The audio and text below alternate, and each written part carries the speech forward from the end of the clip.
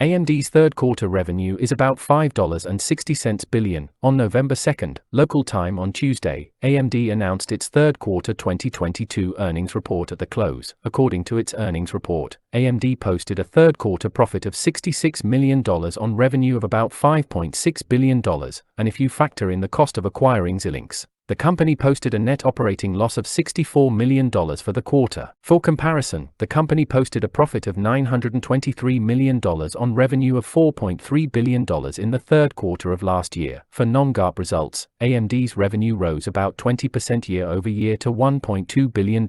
In terms of net income, AMD had only $1.1 billion in non-GAAP revenue and $66 million in GAAP revenue, a 23% increase and a 93% year-over-year decrease. AMD's GAAP and non-GAAP earnings per share currently stand at 4 cents and 67 cents, respectively. AMD said the company missed its targets for the quarter due to softening PC markets and significant inventory cuts in the PC supply chain, a big factor behind the profit slide following its roughly $50 billion acquisition of chip company Xilinx in February. Accounting treatment: excluding the cost of acquiring Xilinx, AMD's gross margin, which reflects product costs as a percentage of total revenue, continued to grow in the quarter, mainly as more expensive data center and enterprise products helped them achieve more income sales. The non-GAAP operating margin was 50%, in line with AMD's own goals. In addition, the company has indeed seen growth in some areas. Although the market for gaming graphics cards is not as hot as it was during the previous mining boom, AMD said that thanks to higher sales of semi-custom products, its games the segment grew 14%, or $1.6 billion.